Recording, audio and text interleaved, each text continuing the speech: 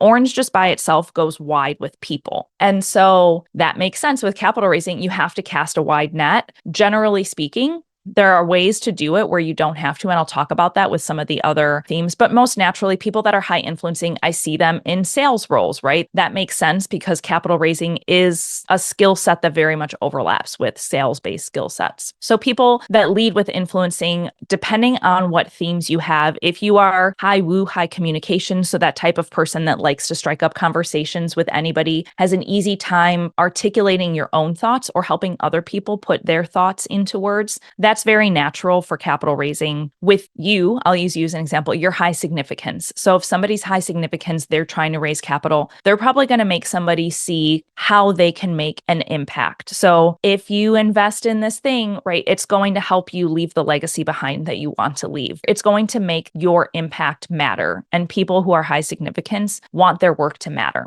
And so if you are high significance, you can help other people see what they're doing matters. And that can be from an investing perspective. That can be from a team perspective, et cetera. People that are high competition can help their investors see how they're going to win. People that are high self-assurance are going to help their investors see why this is the right direction to go in and why it's worth taking risks to go there. Pay attention to where your energy goes, because if you're feeling de-energized, if you feel like the life is being sucked out of me, then you're probably either A, you're not working from your strengths, or B, you're probably trying to work from your bottoms. Like the talents you don't have, you're probably trying to pull on those. And so it's a really easy compass to use. It's like learning the difference between discomfort and de-energizing. There's going to be discomfort if you're working from your strengths. There should be. There should not be de-energizing where you're like, oh, I'm miserable, right? And the premise of CliftonStrengths is that everybody has talent. It's just a matter of understanding what things you're most talented at and using those strategically. And the things that you're least talented at, find out if that's getting in your way. Is that hindering you in any way? And if it is, come up with strategies for how you use your talents to get at those outcomes.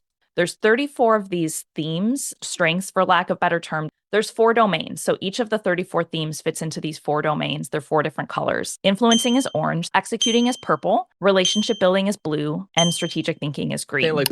Influencing seems the most natural to raising capital, but I don't want someone to think that if you're the opposite of that, you can't attract capital or attract partners. Let's go through that. What would be the opposite and how would they go about it? I love it. And I actually think from a collaboration perspective, orange and green, the green is the opposite, work really nicely together because... Welcome to another episode of Affordable Housing and Real Estate Investing. Guys, I am so excited for today's episode. I have been looking forward to this one for weeks. And here's why. I first took the CliftonStrengths assessment in about December or January, I forget the exact month. And right after I took it, I kind of glanced through it and I was like, oh, okay, cool. I've taken some of these tests before. But then I had my one-on-one with Rosie. And when I got on a call with Rosie, I didn't have any expectations, but I left that call feeling invigorated, motivated, and most importantly, I had clarity around how to hack my own brain, how to motivate myself, because now I understood what my strengths were. And that's when everything clicked from my personal life to my health to my professional career. And I cannot thank Rosie enough. And I cannot wait to share her with this community, with our audience, because if you just listen today and really hear out what she has to offer, I think you're going to sign up and enroll her into your life and have her give you the right coaching so that you can discover how to become the best versions of yourself. So Rosie, welcome to the show. How are you doing today? Good. Thank you. You've got such good energy. I feel like when I am around you, I just smile a lot because I'm like, oh yes, I'm excited to be here too. But thank you. Thank you for the beautiful introduction. I'm really excited to be here. And yes, I still remember our session and I remember how you came into it and you were like really looking for strategies. And it just, I know I had shared with you the biggest compliment that I can get from my coaching is knowing that somebody did something with it after and that was helpful for them to execute on something better or just do something better in their lives with that information. So thank you for paying me that compliment. You most absolutely deserve that compliment because I think and I'll share a little bit with the audience and we can get into the different themes. But when I found out one of my strengths is belief, and I knew I wasn't the most consistent and disciplined person in the world. But when I shared with you that my belief was, hey, if I post something like, hey, I'm going to commit to working out for the next 100 days, or I'm going to commit to going live for the next 100 days. And if I don't do it, I believe that one, people won't believe me. So they won't partner with me. They won't work with me. And if I don't do what I say I'm going to do, then people won't trust me. And from that point onwards, I learned how to hack myself because I just thought, hey, if I want to create any habit, healthy, whether that's fitness or nutrition related or business oriented, I just got to post an Instagram story and then I hold myself accountable. And that's it. It seems so simple, but when you understand how your own brain works, then you know how to hack it and you know how to become the best version of yourselves. And that's what you did for me. And that was life changing, to say the least. So, Rosie, I cannot thank you enough for that, sincerely. Well, Rosie, I want the audience to hear your story because you have an amazing story coming from the corporate world and you had a ton of experience in this stuff. So why don't you just share a little bit about your story with the audience and how you came about to starting your own business as an entrepreneur? Yeah, absolutely. So anytime I tell my story, I'm always like, let me take you back to 18 years old, Rosie. But I do think it's helpful. I'll try to move quickly through the history, but it was a very long journey to get to coaching and where I'm at today. And when I say long journey, I mean there were a lot of changes along the way. When I was in college, I changed my major 3 times and eventually graduated. So I was early childhood special ed, then business finance, and then graduated with a high school math degree, teaching high school math. And so after that, I was like, wow, I am burning out. I am high achiever in CliftonStrengths. So I was going really hard. I was burning out. And I was like, there's no way I can have a family of my own one day and be a teacher. I don't know how to set those boundaries. So I went into underwriting and the actuarial field. So I've focused on the math side of my degree for many years. And then I was burning out. It was empty for me for a long time. And so I was like, okay, let me move into a different type of consulting. So I did strategic consulting with employer groups, did that for a while, also burning out and miserable. So I was like, there's something wrong with this path that I've chosen, but I was so deep in it that I didn't know how to pivot to something else and what that could look like. And I was always interested in coaching, but it didn't feel like a real job. It felt, I don't know, like, oh, I'm a coach. I don't know how to describe it, but in my head, it just felt like it wasn't a real job, especially coming from consulting and such a technical background. So I went into a coaching program and just to test it out. And once I was in, I was like, okay, yes, I've really been doing this in consulting because like I always said I cared more about my coworkers than I cared about my clients. My clients being these huge corporate clients where the relationship felt more transactional. And so I cared more about helping the person next to me be better versions of themselves. And so realizing, wow, there's a whole career I can have that to help people be better versions of themselves. And so after going through my coaching program, the organization that I was consulting at ended up creating a role for me there where I was doing executive coaching and talent management. So it was really cool. I got to stay at the organization. They were about 10,000 employees, multi-billion dollar organization. So it was really cool that they cut through all the red tape and just made this role for me.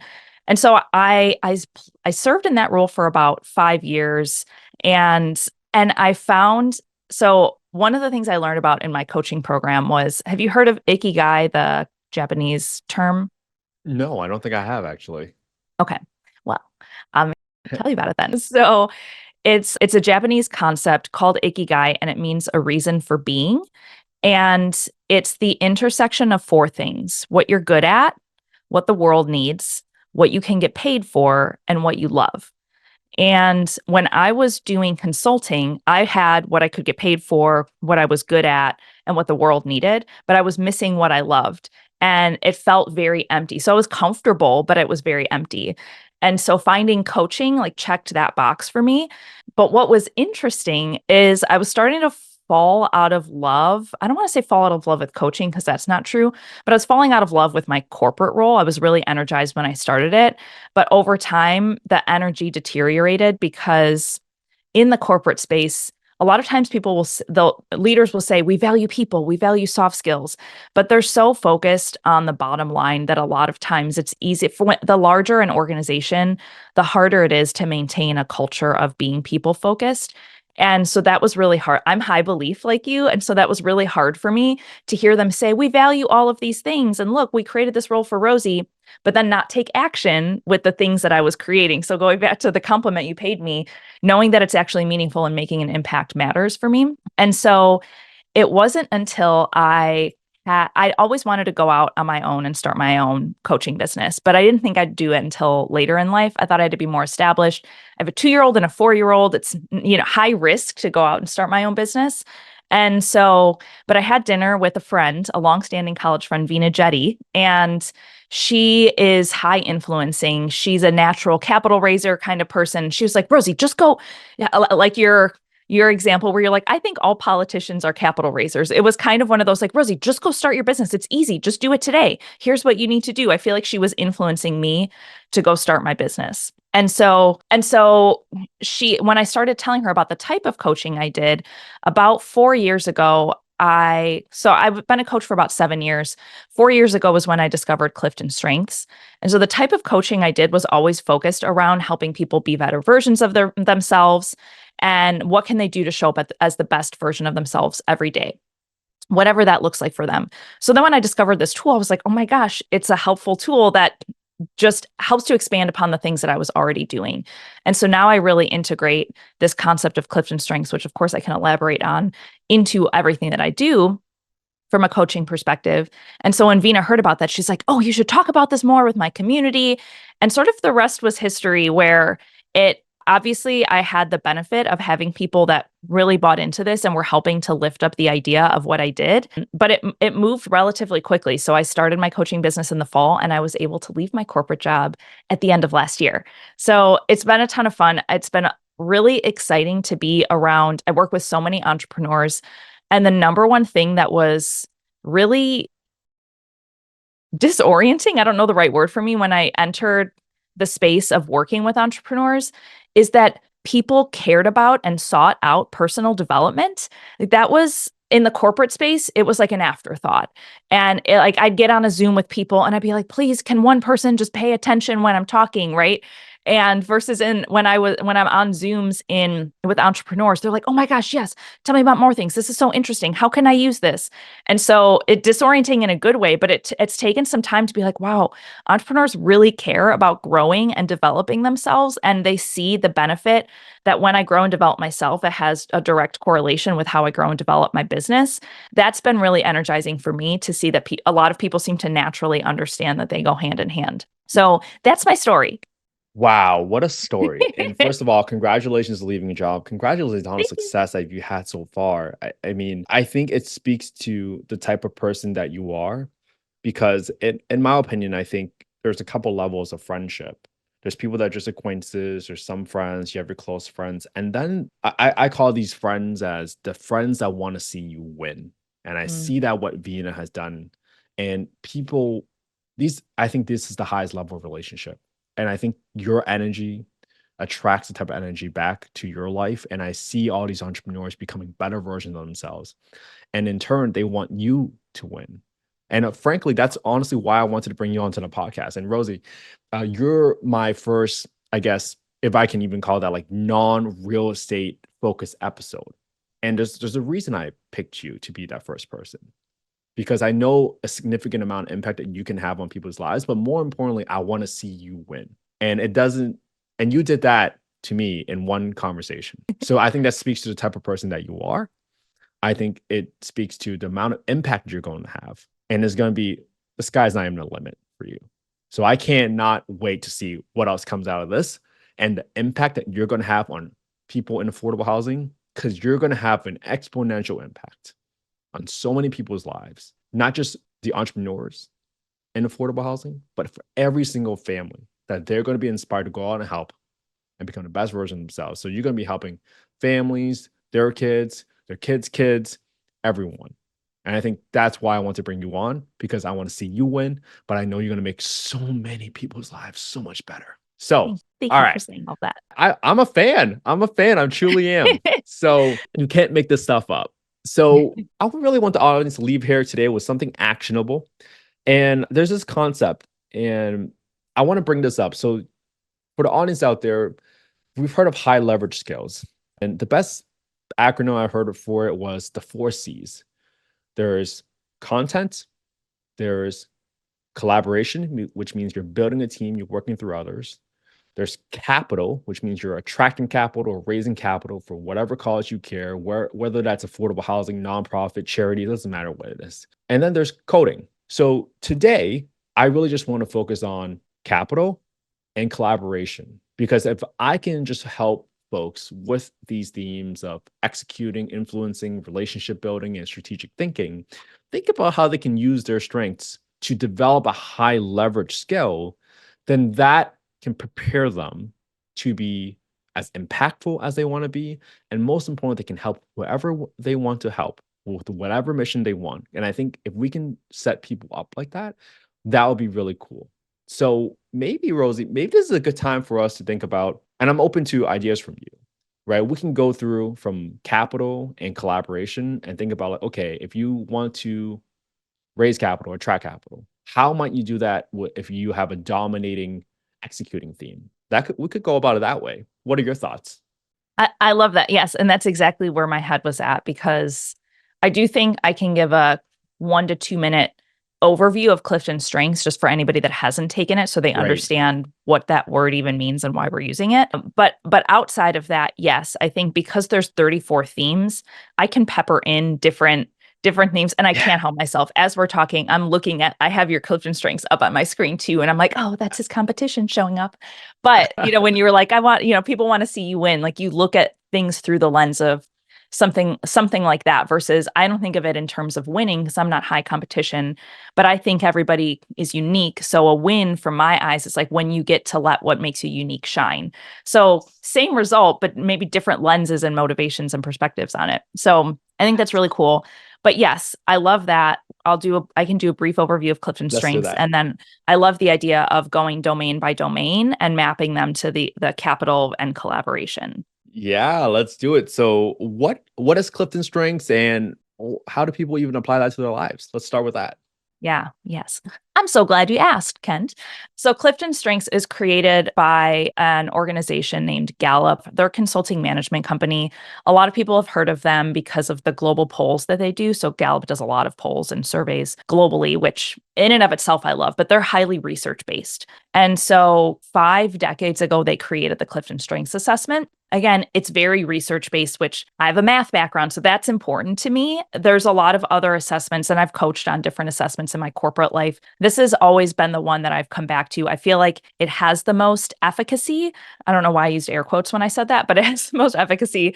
It's highly researched, and I've seen the most results when I've used it because it's very complex. So the well goes very deep. I've coached with people I'll keep using Vina as an example because I coach with her so regularly. Every time we talk, there's a new insight or a new depth of something that we realize with her CliftonStrengths, either a new strategy we unlock, or we're like, wow, I never realized how much your maximizer strength showed up in these types of situations and it's getting in your way. So how do we use a different strength instead to counterbalance it? So it goes very deep. It doesn't change. The way you use it over time changes, but the strengths themselves will always be there. And I think that that's cool as well. So CliftonStrengths is just the name of the assessment. It used to be called StrengthsFinder, so some people know it under that name. I think they rebranded several years ago. And the premise of CliftonStrengths is that everybody has talent, and it's just a matter of understanding what things you're most talented at and using those strategically. And the things that you're least talented at, find out if that's getting in your way. If you're not talented at certain things, is that hindering you in any way? And if it is, come up with strategies for how you use your talents to get at those outcomes. And so I love this definition, it's anything you naturally do, think, or feel that you can productively apply. So that can be striking up a conversation with somebody on an airplane. You might not think of that as a talent, but if you're a capital raiser, that is absolutely a talent. If you're trying to raise capital and you know how to talk to strangers comfortably and make friends easily, that is 100% a huge talent that works in your favor for something like capital raising. And so understanding what those things are that you naturally do that you might not realize that you do because you've always done it.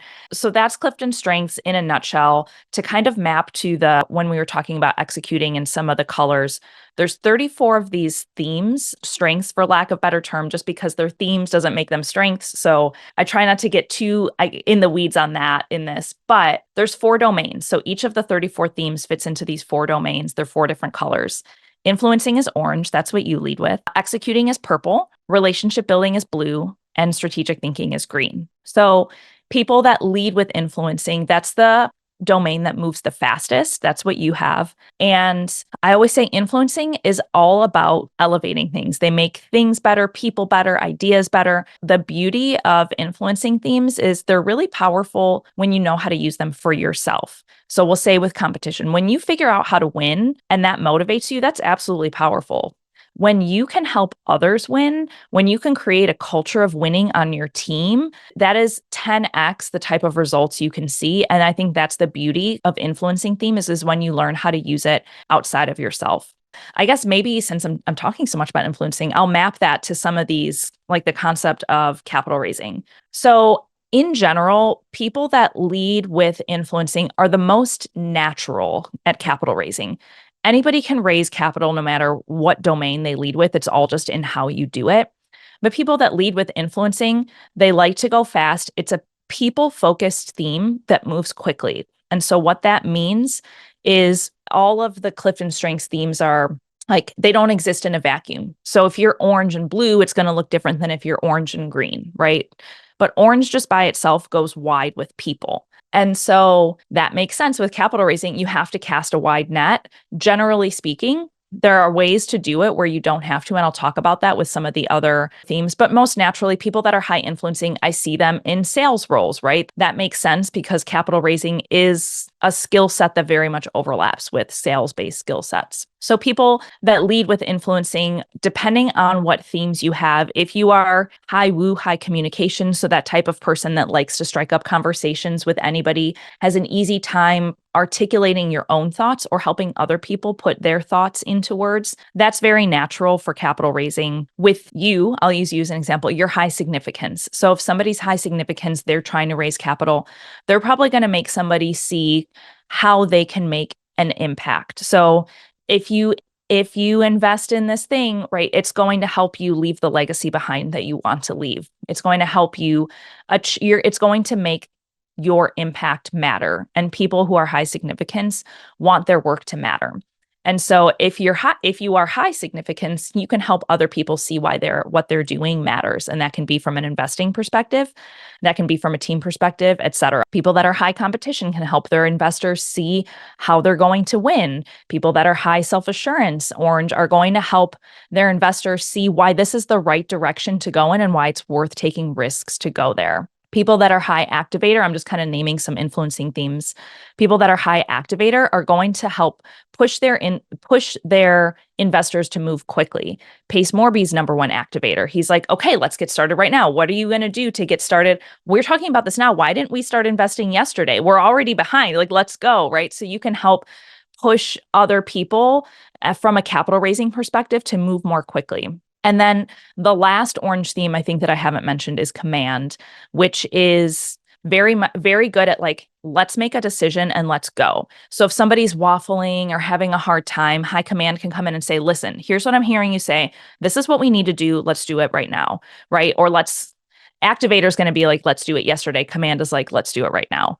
And so I think, so there's so much to be said. Obviously, I can go deeper on all of these things, but those are just some examples of how I see people that have a lot of orange influencing themes raising capital. So let me pause. Rosie, I just yeah, data dumped. that's really cool because I think what I heard from you throughout the entire thing is, so for the audience, right? I'm low on the activator, I'm low on the command.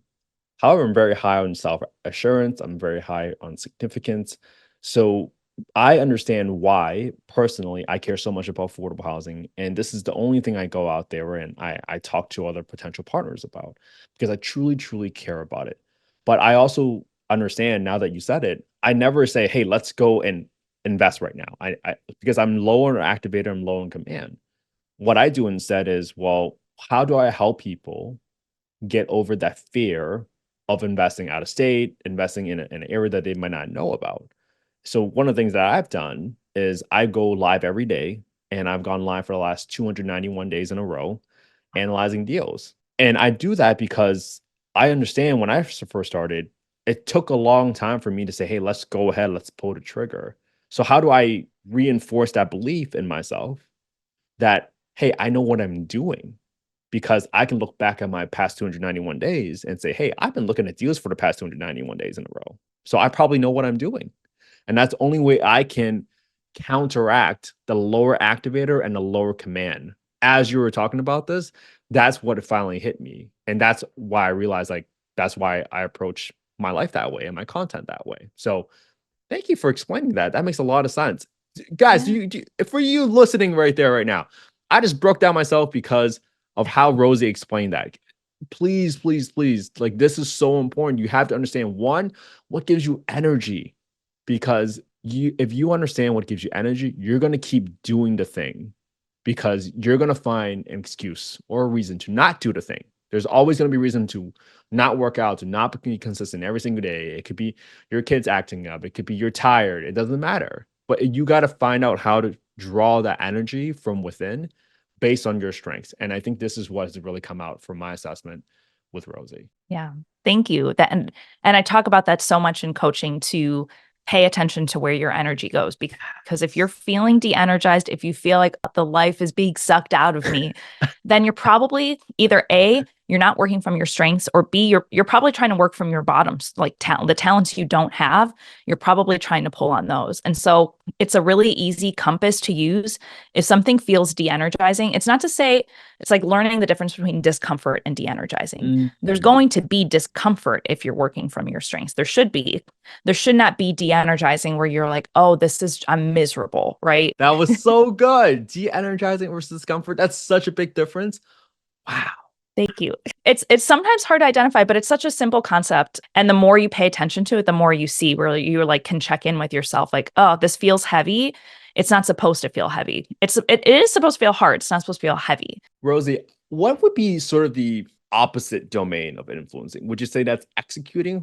Is there So such thing glad as you the asked. opposite? Yeah, because I want to understand, like, well, influencing seems the most natural to raising capital, but I don't want someone to think that if you're the opposite of that, you can't attract capital or attract partners. Let's go through that. What would be the Yeah, opposite, and how would they go about it?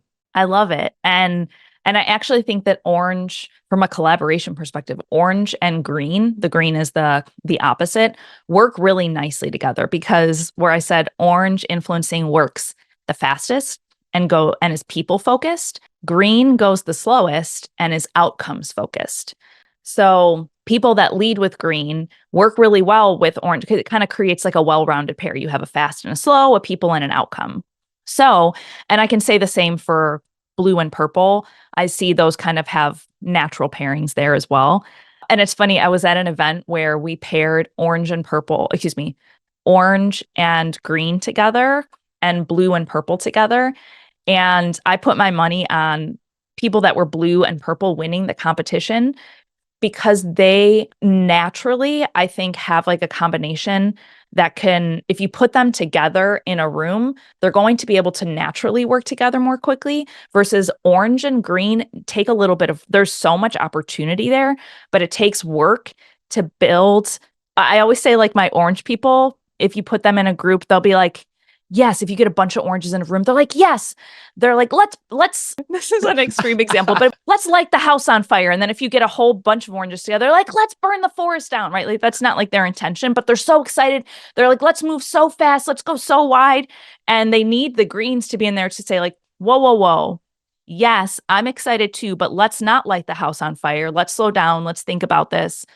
But what can happen with people that lead with green is, so yes, they create that nice counterbalance, but they also get stuck in analysis paralysis, because they want to go slow. They want to consider so many things. They typically need the most time and space for thought when they lead with green. And so so to go a little bit deeper on green, green is a strategic thinking domain, and it is focused on thinking. So if somebody that leads with green goes to have a conversation, or they walk away from a conversation with things that need to be taken care of, the first thing they're going to do is going to be to process that information. So when versus with people that lead with influencing, their first thought is like, how can I elevate this? How can I make this bigger? How can I influence this person or this outcome? Right? That might not be a conscious thought, but that's where they go. Versus green is going to say, okay, I need to understand this. How does this fit into what I already know or understand? And where do I want to go with that? So to talk a little bit more now, to kind of map some of strategic thinking into something like capital raising, So, and I've coached with a ton of entrepreneurs in the real estate space. So I've seen a lot of this directly, which is very helpful. So it's not just in theory, but I've seen it in practice. So let's talk about, and because I'm looking at your themes, I'm like, I'll just kind of throw out the green ones that I see kind of in your order. So people that you're high futuristic, and that's your number one. So high futuristic sees what's possible. They think about, okay, what's possible for the next month, for the next year, 10 years, 20 years? What do I want to look back on my life and see? Like those are things that people that are high futuristic can just visualize in their heads. So if you're capital raising and you're high futuristic, you can help your investors see what's possible. They might not be able to see that. So the beauty of what high futuristic people bring, and most entrepreneurs are high futuristic. Most of the time, I see it in their top 10 or at least their top half. Does it mean you're a bad entrepreneur but you're not high futuristic? No. It's just more common for me to see because I think a lot of what people that are high futuristic do is they see what's possible, they get excited about that, and they want to start working toward their future. And so when you're talking with investors, helping them see what's possible as well is very much a skill set that can be used for capital raising. High strategic. So that's a theme that helps. I'm like, I could start going into all the themes, but without defining them, let me just talk about high strategic can help investors see so maybe you've helped them see the future. You can also help them see the roadmap of how they're going to get there. An investor might be interested in something, but they might not know how they would get there. And high strategic will help them see the path to get there, or will help them see the multiple paths that are possible and any roadblocks they might encounter. So like they are going to be good at objection handling with investors because they can say, I've already thought about plan ABC. Here's what could get in your way. Here's what we should do instead. High input, high learner, I'll use those together. So people that are high learner with investors are really just good at being curious, and input does this as well. So just getting to know the investors more, taking that time to understand things about them, what matters to them, right? They're just naturally going to want to learn about people.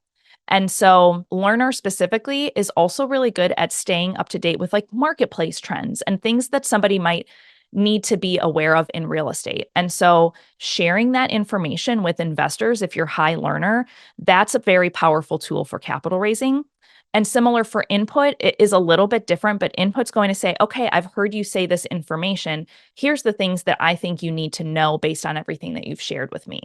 And so both of those are very helpful. Like input needs an output. So input might say, oh my gosh, I read this article yesterday and I think this is relevant for what you're talking about.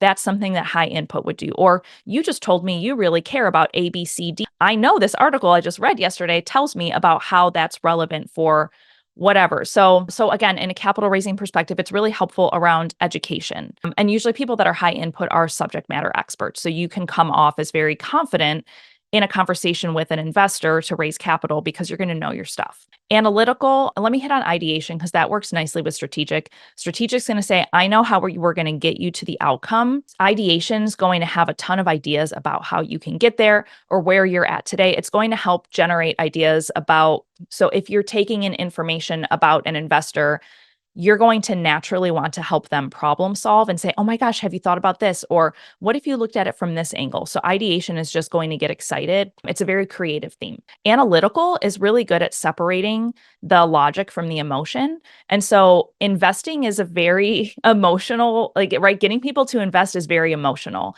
And so helping your investors, like you as somebody if somebody's high analytical, not getting wrapped up in the emotion and being able to ground yourself in the logic and help them see the logical side of things can be very powerful, again, with the right investor. So a lot of times if you're green and you're trying to talk to people like doctors or engineers or someone in tech, you're going to be able to answer they're probably going to have a lot of questions, right? As compared to somebody that might not be in, right, I don't know, somebody like a fellow real estate investor might not have, that you're trying to raise capital from, might not have the same questions that somebody in tech is going to have. And so that ability to slow down and answer, they might have highly technical questions, or they might have questions that they might feel emotional, and you might have to say, okay, I can see this person isn't understanding what I'm trying to say to them, or they're feeling like I'm trying to pull the wool over their eyes or something. They're skeptical of what I'm saying. So let me remove the emotion and just appeal to the logical side of them. So that's something high analytical would do. The other two, context is going to help people understand how the past informs the present. So if you have an existing relationship with somebody, looking back and saying, here's all the things that you've done, or here's all the things that I've seen. Or if you are talking about the real estate market, here's everything that's happened over the last X amount of years. And that's why we're doing ABC strategy to move forward with this project. And then the last one, Intellection, is I like to say they like to marinate on things. So Intellection is just they store things in their brain and they come out in the form of like deep, well thought out ideas and concepts. So somebody that's high intellection it's the slowest of the CliftonStrengths themes. So they're probably going to be right. They're not going to like close in a single conversation, but they're probably going to nurture the relationship over time and come back to them with ideas and thoughts that nobody else would have because they sat with things. So I know green very well because I think almost all of my greens are in my top half, but and I work with a lot of greens. But again, that goes back to like anybody can raise capital. If you're high green, kind of to summarize, you may go a little bit slower in the way that you raise capital, not necessarily, but you may go slower in the way that you raise capital, but you will also be able to go deeper. And so you will be able to either potentially build deeper relationships or go deeper with the investors that need you to take that extra time and to go into the weeds with them. Wow, Rosie, that was such a great breakdown. And plus, a couple of pieces that really stood out to me when you talked about analytical and you talk about doctors, engineers, lawyers, people that might be very analytical, right? How do you talk to them differently? And I kind of wish that I would send every investor to you first, Rosie, so I can understand what their Clifton strengths are. Because I think as entrepreneurs, we have a vision, we have a mission, and we try to think that everybody is along the same ride and everybody cares about the same things that we do. But that's clearly not the case. We have to be flexible and nimble, and most importantly, understand through as a learner what type of person they are, what do they care about, and truly get to the depth of the questions that they care about. Some people might care about the strategy, some people might care all about the numbers. So you have to be really customized in your approach, just like how Rosie customizes every single of her one-on-ones to the Clifton strengths of her client and of her coaching client, because that's what's going to be most impactful to you. And this is so good. Like you have no idea, Rosie. This is so good. Well, we just went to strategic thinking, and I'll just share a little bit something with you because I'm getting ready to partner with somebody, and I looked at his Clifton strengths, and he was a green. So I was like, when Orange you and green, said there you go. orange and green, and we went a little bit slower. We took a long time to even get the operating green set up because we wanted to go slow. We wanted to figure out exactly how to work together. But I can feel the impact and I can feel the connectedness that we have together. And that makes a lot of sense after you talk through that. So Yeah. the next step is the next domain, executing. How can someone with a high executing domain attract capital or raise capital, even though that might not be the most natural one, like orange?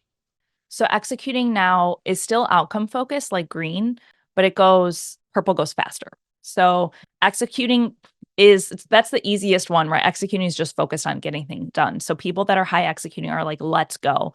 Most naturally, as entrepreneurs, I see a lot of people that are high executing that gravitate toward operations based roles or integrator based roles. Not 100% of the time, but kind of like where I said, more often than not, I see people that are influencing, interested in capital raising. More often than not, I see people that are high executing, interested in operations, integrating. That said, I can think of one specific person just because I've coached with them multiple times that leads with executing, that's visionary, and that's a capital raiser. And so I see it a lot. The way that they raise capital is just going to be unique. So if you're somebody that leads with executing, you're going to build trust, right? A capital raising is all relationship building. So if you are an outcome focused theme like a green or a purple, you're going to build relationships, let's say purple, build relationships through showing how you get things done. A, articulating how you get things done, and B, showing them through your actions. And so helping somebody see how the project that you are like raising capital for is going to be brought into fruition, helping them see. And that also includes things like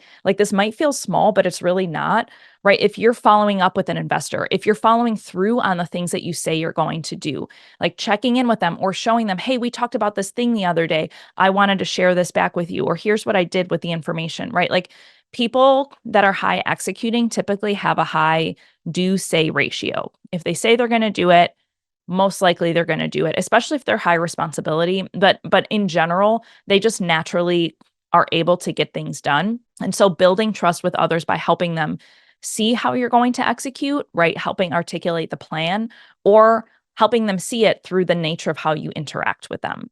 I really want folks to think about it. We didn't cover this as much of the other high leverage one, but it's content. And content is how you go from one to many, right? How do you disseminate information from one person to many people? If you're really good at executing, in my opinion, that's probably the most important part of any business plan, any real estate project, any real estate development, doesn't matter what it is, because people can talk the talk all they want, but who's going to walk the walk? And personally, even though I'm dominant on the influencing theme, I would not be as confident if I did not have someone on the team that can execute on a business plan that we put forth. And if I can't communicate how we're going to execute on a business plan, there is no capital to attract to the deal. There is none. So I view executing as super, super important. If you're out there, you're executing, whether that it's your underwriting deals, whether you are on the project site looking at and working with the contractors and asking questions about like, hey, did this kitchen get done? Or hey, this finish is a little bit off, right? When you ask those questions, people are going to be like, oh, this person knows what they're doing, right? They know what they're doing. They're asking the right questions. And that's going to inspire a tremendous amount of confidence that, especially to an investor or any partner, that you know what you're doing and you're going to do what you say you're going to do. So I just want to pause there because I think that's so important, Rosie. And I think all of these just have their own natural ways of attracting partners. And I wanted to make sure I call that out there. Yeah, I love that. So let's talk about some of the executing themes, how you could use them with capital raising specifically. And I, just as an aside, I love the way that you so quickly understood and bridged your number 6 strategic. So you're like, oh yes, based on what you said, I can see how you could use this with content. And people that are high strategic see patterns in things. And so like you can already kind of pick up the pattern of the way that I'm talking about things and map it to the other skills, right? We're not talking about content in this conversation, but you can already see how it maps to that, which is cool. So again, because I'm looking at your results, I kind of go in the order of what you have highest to lowest to talk through the purples. So belief, someone that's high belief, and kind of the two, if you are not orange, but you're high futuristic, which is green, or high belief, which is purple, those two, I like to say they like moonlight as influencing themes. I already kind of talked about how futuristic could be used for influencing. Belief can be used as influencing because when you are grounded in purpose and values and you believe in the work that you're doing, if you believe in the project that you're trying to raise capital for, something like affordable housing is obviously going to be, and even like your high belief, high significance. So like you want to make a big impact, but it has to be in things that you care about, that you value, that tie to something like your purpose. And so if you're high belief, helping other people see why the work that you're doing is important and why you're raising capital for it and how this ties to purpose and values. And you're probably going to naturally find that you're going to raise capital from other people who have aligned purpose and values. Not 100% of the time, but more often than not, it's going to be easier for you to build those relationships with people that are aligned with your values. A ranger. So a ranger's another purple theme. A ranger is good at putting the puzzle pieces together. So if it's chaos, they can say this goes here, right? And so in raising capital, it goes back to that, like helping people see how you will help to take the chaos and make it all work together.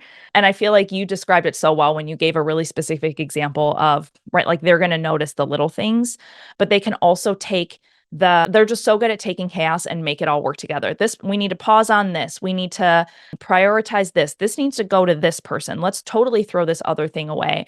And so helping an investor see how you bring that skill set to working on a project, managing or maintaining a project. And again, I think with executing, what's cool is like you can articulate how you do those things, and then you can show them how you do those things in your interactions.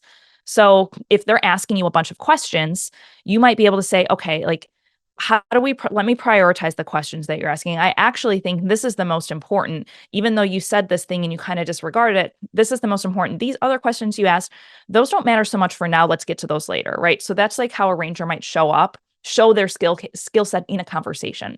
The other high leverage skill is collaboration, and this might be the perfect time to talk about it a little bit. It's because how do you just talked a little about prioritizing and putting one work to one person and removing that other step. When you're working in a team and you can do that, that takes a tremendous amount of stress off of your team and it keeps everyone focused. And when everyone is focused, that leads to a very high performing team. And naturally, everyone will have a better experience because they don't feel like the whole world is so chaotic because you're helping providing the calm to the chaos, just like how you described it. So I think that also, just how you explained it, also affects how you attract top talent into your life to have a high performing team because no one wants to sign up for chaos. But if they come in and say, hey, this person probably knows what they're doing, even though they might not be the executor, but if they can help arrange and organize everything in a way that empowers the rest of the team to handle and solve the problem, that's when you create a great team environment. And I just Yes. kind of saw that and heard that. And I just want to call it out because we're talking about collaboration anyways, and if we can cover that at the same time, let's do it. Yes. No, you're so right. I love it. Yes, I will integrate some of that. And just a fun fact, like the corporate leadership team that I used to work with in my corporate life, at least most recently, the team was all high arranger. It was like their number one theme as a team. And I think a lot of it was like they were always dealing with complex issues and they had to figure out how to make it all work. And they were leading teams and they had to guide their teams through that as well. So if their teams were coming to them and saying like, I don't know where to go, they said, oh, this is simple. You do this, this, this, this, and this. Don't worry about that. I'll help you with this, right? So yes, I see it. It's a skill set that I saw a lot in my corporate leadership team as well. So, okay, achiever. I always say about achiever, if I could only have one executing theme in my top 10, I would choose achiever. So no, does that make it the best? No, but I say it's the jack of all trades because achiever's like, I'm going to put my head down and I'm just going to figure it out. And so high achiever is they go fast. They take on a lot of things. So think like how I talked about the orange influencing themes go fast. They go fast with people. Achiever goes fast with outcomes, but you can build trust in a relationship when you're able to go fast with that achiever, where you have that grind of like, let's go. Like if you are right, if maybe you're not high activator, so you don't have the thought like, let me do this yesterday, but they're very activators quick to get started. Achiever makes sure it gets finished. And so they're very good at follow through, at seeing things through. They're not going to let the ball drop. And so again, that builds trust and relationships with investors in your actions and how you show up with them. But also because you're finishing your projects, right, you're going to have like a strong track record to refer to behind you as well. And on a team, achiever sets the pace for work on a team. So achievers work really well with other high achievers. They can typically struggle if somebody's low achiever and they work on a team with high achievers because achievers like more is more. If I can get 20 things done today, I'm going to put 20 things on my list. Even though 10 is realistic, I'm going to go for 20. Like achiever is just, let's see how much we can possibly do. And they work quickly and they set the pace for a team, which I think is really good. A watch out for them is always just if you happen to work with somebody that's low achiever, you have to figure out strategies for how you work together in a harmonious way and not just make an assumption that, oh, they're not going fast, so what they do isn't as valuable. It's just their working style is going to be different. So responsibility. So achiever and responsibility, I often see those close together.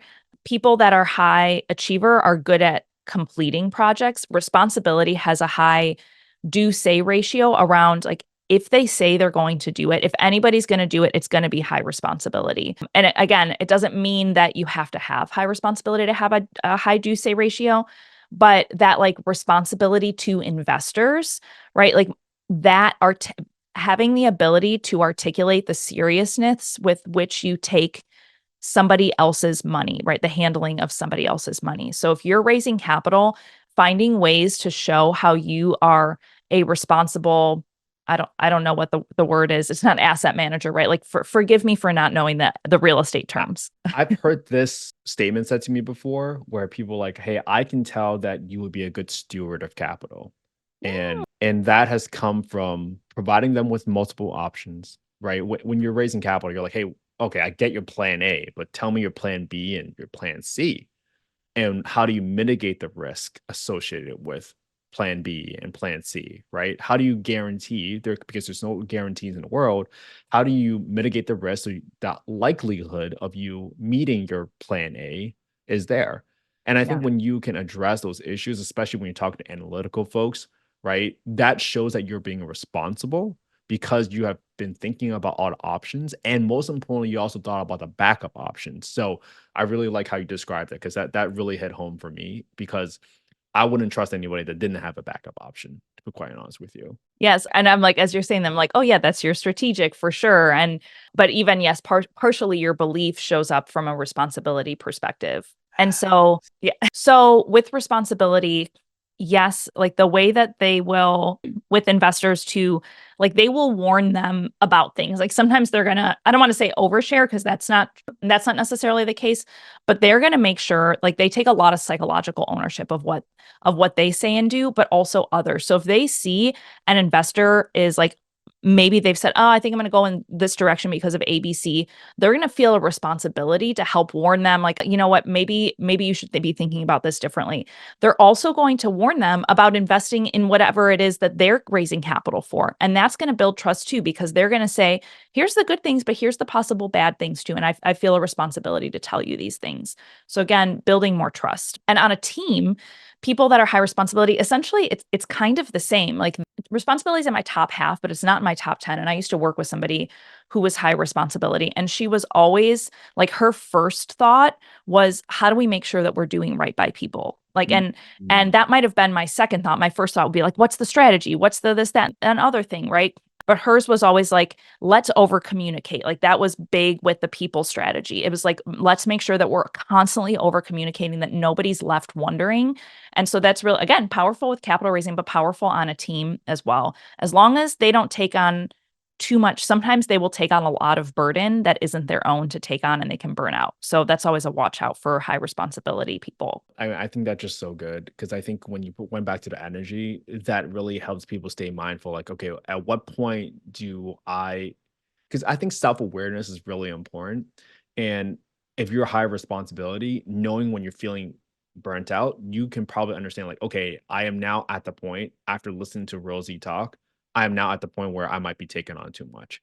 And if you can catch yourself in that thought and pull yourself out of it, then now you become a more effective capital raiser and a better teammate, frankly. So I really love how you explained that one, Rosie. Yes, 100%. And that's a big watch out. If you are high achiever, high responsibility, that is the most likely combination to burn out. So yes, watch out for that for yourself, watch out for that for your teammates as well, especially if they're high responsibility, they might be taking on more of the burden and you don't even realize it. So focus is what it sounds like, but what using it from a capital raising perspective. So helping somebody that you're an investor see what the goal is and make sure that you're staying aligned toward that goal. And so that can be again in communications with investors. If you have a very clear goal, like we're trying to raise X amount of capital, right?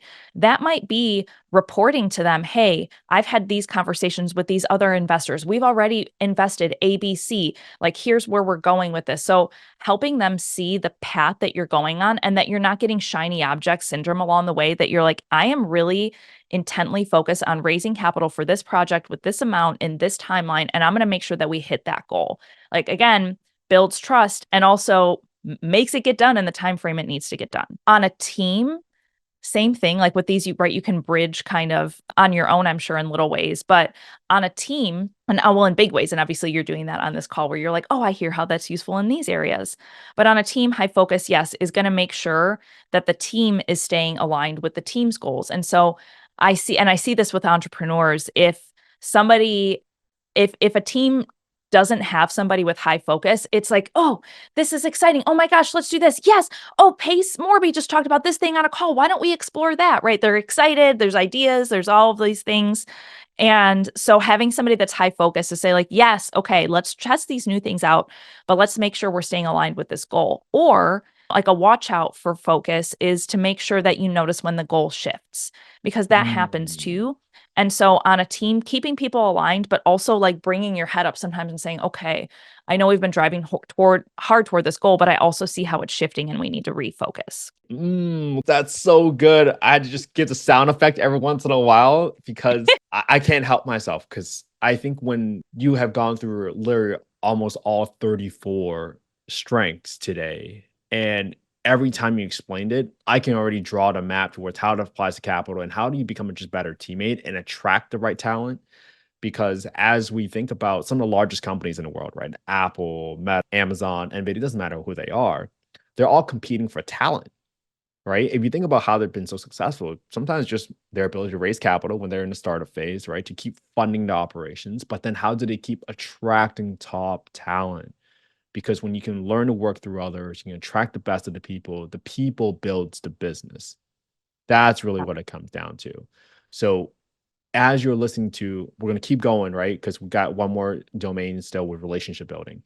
As you're listening to Rosie, think about, well, first of all, get your Clifton Strengths assessment, then have a conversation with Rosie, and then think about how do you apply these strengths to a high leverage skill so you guys can impact and raise capital or attract the right teammates into your life that can achieve the mission that you most significantly care about. So, sorry, Rosie, I just, conversation has been just pure gold, and I just keep thinking about it. And again, this is no surprise. This is why I was so excited for it for weeks. Thank you. Thank you. This has been a lot of fun, and I appreciate that you appreciate all of the information. And I hope that even for you, it's helpful for you going forward to know as you collaborate with people, you're high influencing, right? I always say people that are high influencing, they have a duty to go out and elevate others and lift people up and share information. Like they have that ability. And so I always love sharing information with high influencing people because I know that they're going to 10x the information that I share in a way that I can't because I have no orange in my top 10.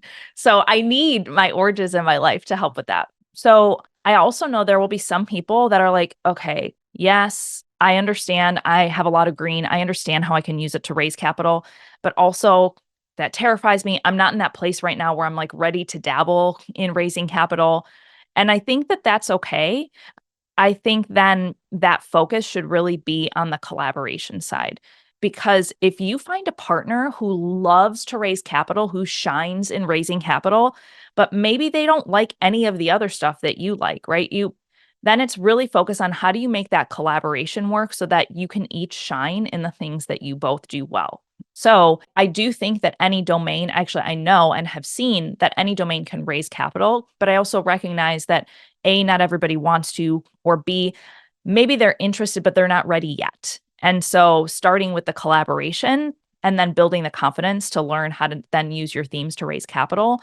I think that building confidence comes from like, let me do what I'm already good at and shine there. And then I can take some risks on trying things that I don't know that I'm good at yet. Let's hop to relationship building Okay. because I think the only point I want to drive home about discipline and consistency is back to the first point when we first started this podcast. I kind of told the audience that I'm actually low on discipline and low on consistency, but I found a way to drive towards discipline and consistency through my strengths.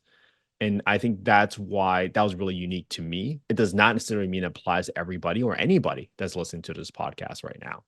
And I think that's why I want everybody to get this one-on-one with Rosie, because you have to understand how you work best on your own because everyone's individual. It's no longer the common things you hear on YouTube. Oh, just work really hard and everything will come into place. No, you got to work smarter, right? When we interview in corporate America, people used to ask me all the time, "Hey, what do you think your weaknesses are?" And then people would say things like, "Oh, I'm too perfect. I'm a perfectionist," because they don't want to talk about their weaknesses.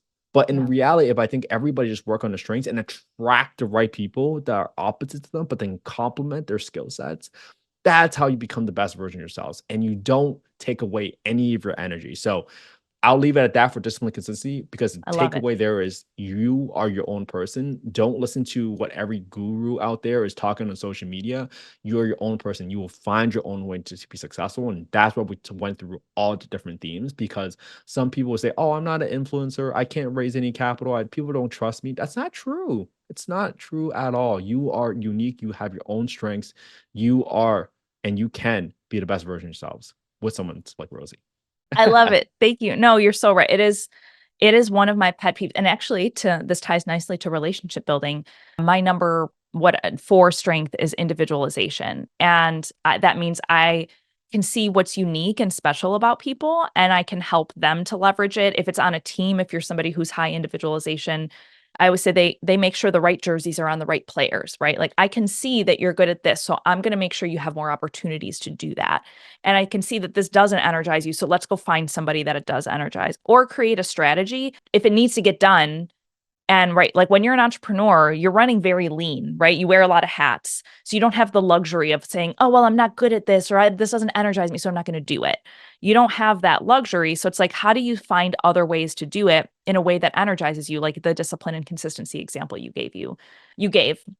And that's one of my pet peeves about people, is like that super intense, like, just go, just figure it out. Wake up at 4 a.m. and meditate for 7 hours and then make yourself a green smoothie. And I'm just like, oh my gosh, like maybe that works for you, but you can't assume it works for everybody. And I don't know, it just drives me crazy. So like, yes, you can still have discipline. If that's something you want for yourself, you can get it, but you're not going to get it. You do it in a way that feels authentic to you, like you just said. So I love it. So yes, if you got conned into having to wake up at 4 a.m. every day because that somehow makes you a better person, please know that you can build your own roadmap and still be very successful. Yeah. You don't have to meditate for 7 hours, like you said, and do an ice bath every day. You don't. You really don't. You guys got this. All right. Yeah. And so that's like the building your own roadmap through your strengths too, right? Like, how do I use what I have to get every outcome that I'm looking for? So relationship building is a domain that's focused on, so now to talk about speed. So relationship building goes slower and it's people focused. So orange goes fast with people, relationship building blue goes slow with people. And so when I say fast, they go fast with people, they go wide with people on orange.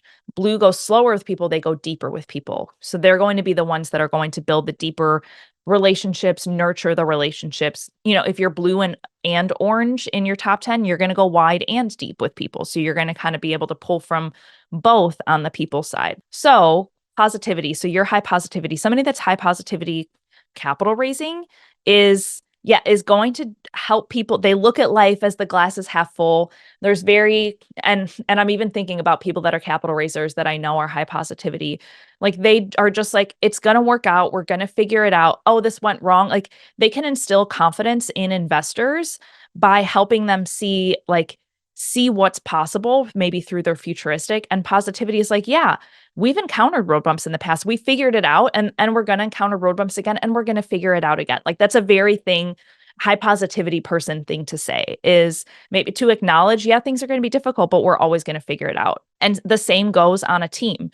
So, right, like if a team is like, oh gosh, if they're in a scarcity type of place, high positivity is going to help pull them out of scarcity. So that goes for an investor, it goes for a team. It can help them see how they can turn things around, and how, yeah, we ran into this roadblock, but we're going to figure it out. We always have, and that's not going to change. So that deepens and builds relationships. This could be a good question for you. So again, I'm high positivity, right? And earlier we talked about folks that are analytical. Maybe they're high income earners, but very specialized, like doctors, lawyers. How do you remove or become more conscious to take out that positivity or the emotion, so you speak more in a way that resonates with someone that might be more analytical? What have you seen that might have worked in that area? I'm so glad you asked that, especially in the way that you asked it, because sometimes what can happen with strengths is like, okay, how do I turn this strength off in this situation? And you never want to turn your strengths off or turn them. It's like, maybe I need to turn on pull on a different strength a little bit more, or use that strength that I feel like I need to turn off, use it in a different way.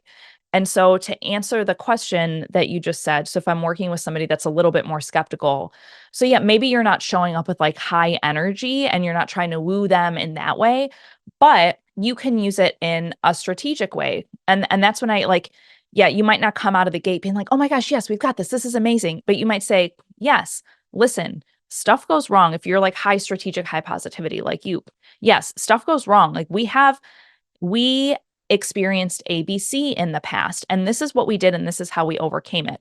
I see when I'm looking at this next project, here's the possible hurdles that I see us coming at. But here's also not only the strategies that we can overcome, but like I know I'm backed by a team that has shown up and figured out every problem that we've had. And so, and I also know that I'm really careful about the clients that I work with. And I work with people that are really willing to work with me through the tough stuff and figure it out. And we always figure it out together. So like that's just an example of like it's like a strategic and a high positivity combo. I'm just kind of using what you have in my example. So you're not like, like boiling over with positivity, but you're like helping them bridge that gap of like no matter what comes our way, we'll figure it out and it will be okay.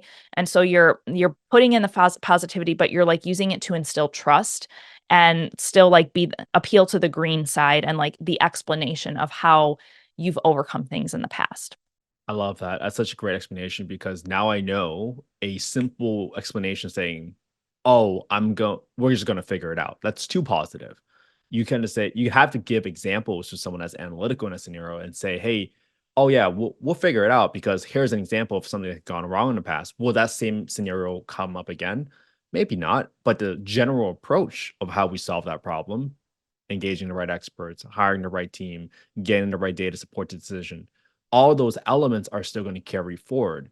And that you didn't have to turn off the positivity. You gave reasons for that positivity to continue to persevere and carry throughout the next project that you might be raising capital for. So I love that. Yes. Great Yeah. explanation, Rosie. That's so good. Even as you were saying that, I was like, wow, I want to invest with him. Like, even I know you were giving an example, but the way you used your positivity and talked about your team and all of the things, I was like, okay, yes, like that. It was just a really good example that because people that are high positivity have a contagiousness about them. But yes, you want to find the right ways to use it in the right environments. So, okay, so let's go to includer. Includer is, I guess I was going to say a natural community builder. So let me kind of map to the collaboration side. They're going to build like that stickiness on a team. In general, people that lead with blue, I always say blue is the glue. Like they make a team feel cohesive. If honestly, if I was going to go out and build a team for whatever tomorrow, I would really, the number one color, if I had to prioritize a color that I would want on my team is somebody that's blue because in a team, they just shine. They make it feel cohesive. They make it feel like we're not these disparate parts that just come together. We're like a unit and we function together. And so they build the stickiness, they build the depth of the relationships. They treat the team as it's almost like its own entity. And so I love that about Blue. High includer is even if you don't lead with relationship building, high includer has some of that nature because if you're somebody that doesn't have oranges, but you're high includer also likes to go wide with people. They bring outsiders in. And so when you are working with investors now, and trying to raise capital, somebody that's high includer is also typically going to be more natural at casting a wider net. Pace, for example, is high includer. So he leads with influencing, but includer is his number 4 or 5. And so obviously we've seen how he builds community. So they're natural community builders. That means you can build a community of investors, right? Does that mean it's like you're going to have like a Facebook group of investors? I don't know, maybe, right? But that's not what I mean when I say community. It just means you're going to build that connectivity to talk to. You're going to cast a wider net with investors, and you're going to build that connectivity and that glue between you and them. And you might even find that you naturally introduce your investors to one another, right? And that's what I say when I mean build community. So those are natural ways that I see like includer. Connectedness, another relationship building theme. Connectedness thinks that like the whole is greater than the sum of its parts. We're better together. They're usually also good. Like includer's good at bringing people together. Connectedness is as well in a different way. Like they make sure that people stay connected. And so they're going to typically maintain long-standing relationships with people in a wider type of way. And what do I mean by that? Like I just coached with somebody the other day where she was like, yes, I have like different groups of people that I work with, but like I know how to bring them together sometimes. So you might have different pockets of investors. Maybe you throw an event for all of your investors that's like bringing them together and building that connectivity and that glue. So that's an example of how I see high connectedness and how it can be used in capital raising. Developer. So developer sees potential in others and wants to invest in growing that potential. And so somebody that's high developer, I'll stick with this one on a team because I see blue shine on teams so much, and then I'll do capital raising.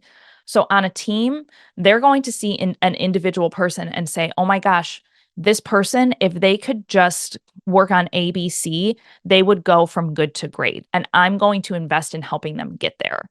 So, or I'm going to connect them with the right resources so they can get there. So they're the most natural at training. Again, I'll use Pace as another example because he's high includer, high developer.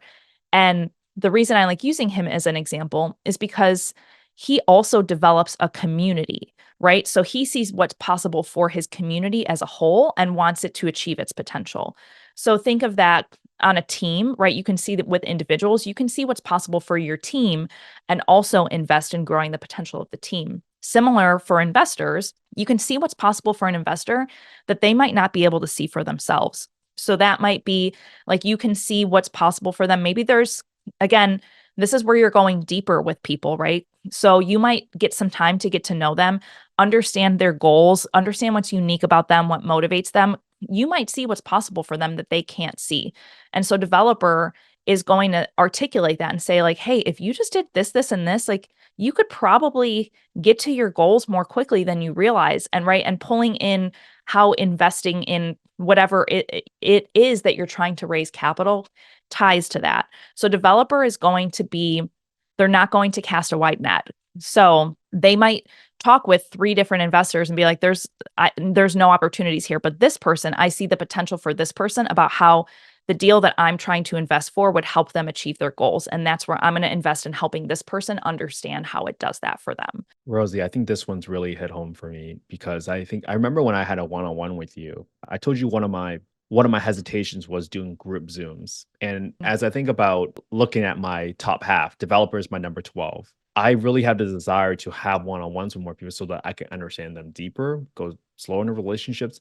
But most importantly, people ask me about, hey, why would people invest with you, Ken? And I said, well, that's because I never asked for money. I honestly just try to help them become the best version of themselves and give them advice without any expectation in return. And I think sometimes I look in Facebook and I see people posting, hey, really need money right now.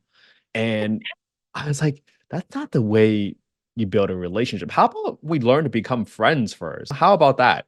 And I think this is a very, very key component for folks that are out there trying to attract capital or attract talent or attract a great teammate.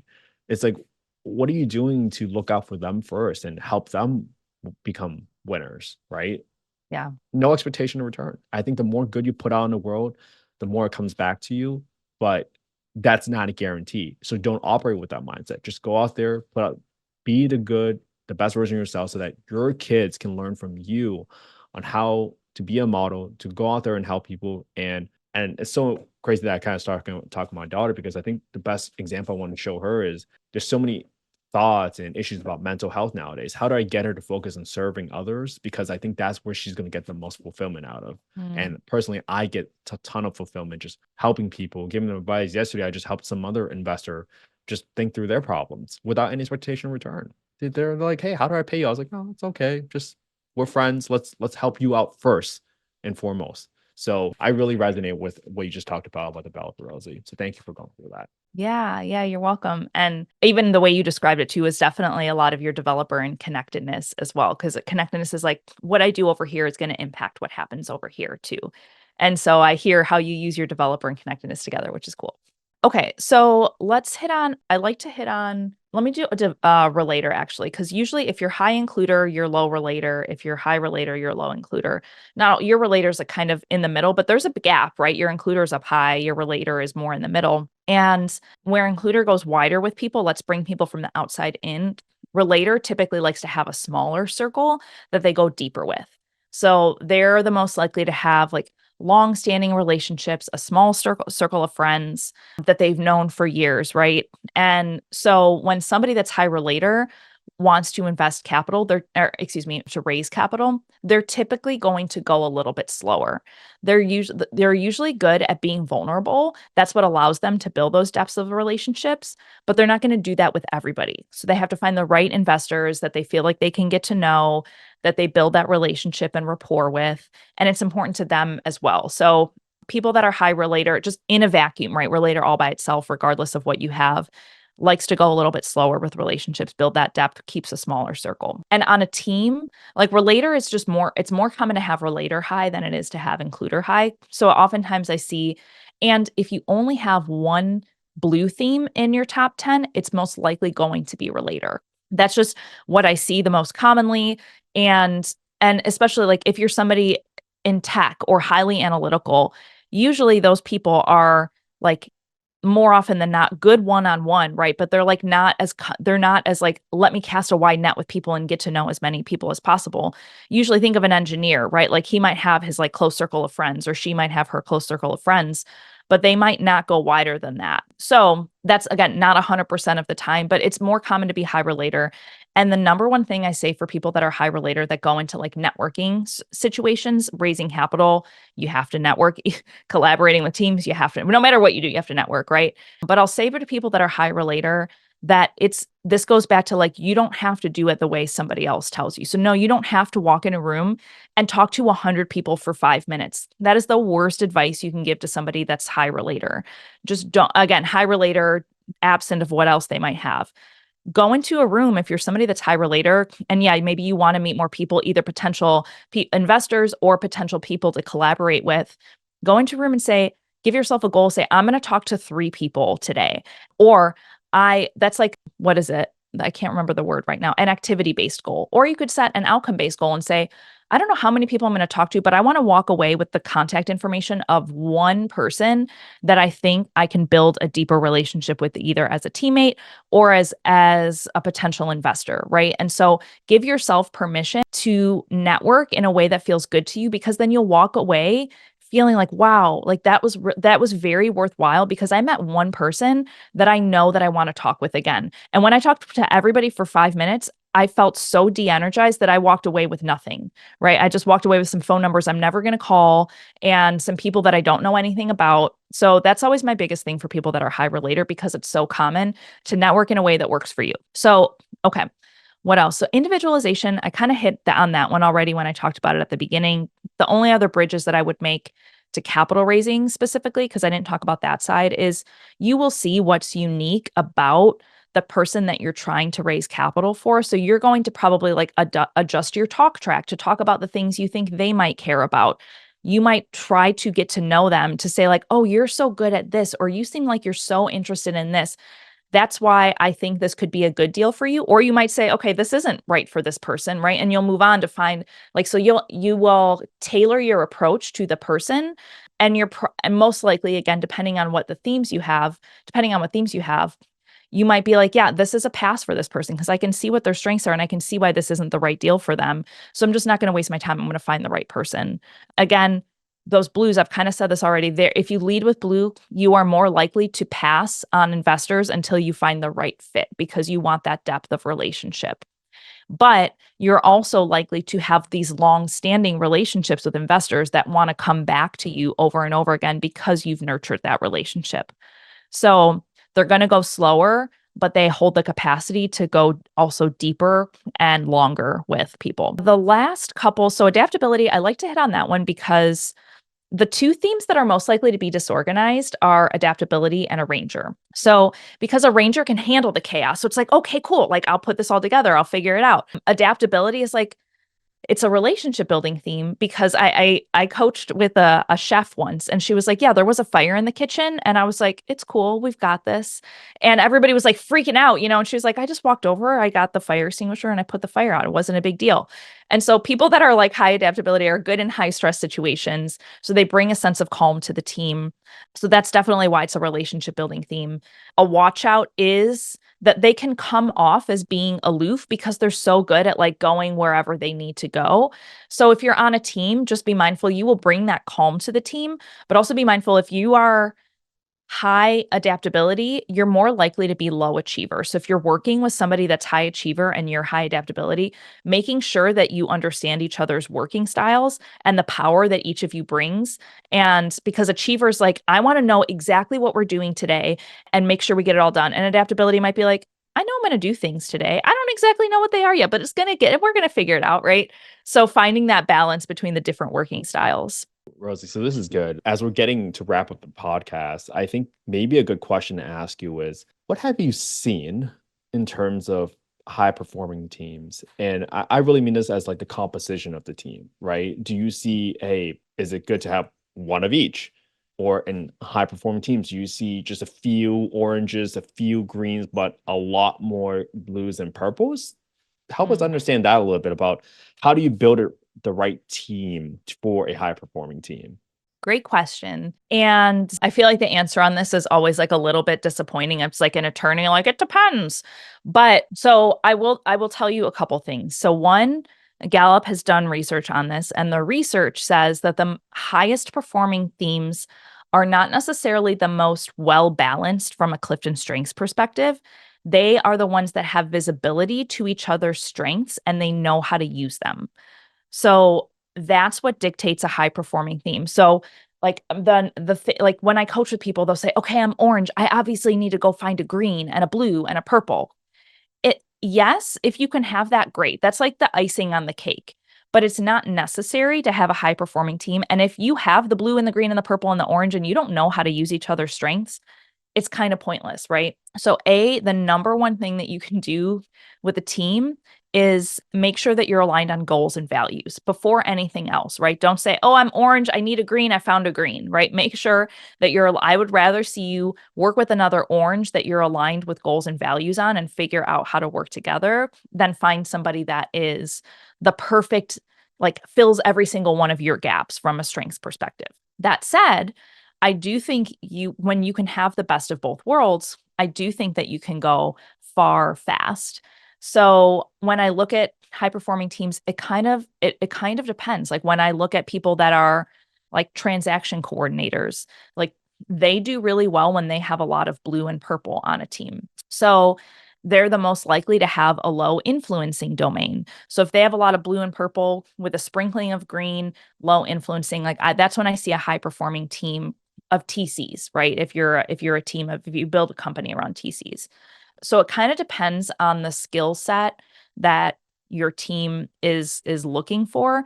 But I would say if you're a team with a multifamily team, for example, if you're like, yeah, you have capital raisers, you have operations people, and really that's not just multifamily, right? If you're raising capital for projects, you have people that do the property management, you have people that do the underwriting, it's at the operation side, all of that stuff. So the least common domain to have in your top 10 is influencing. So that's why I always say orange has a duty to share their themes with others.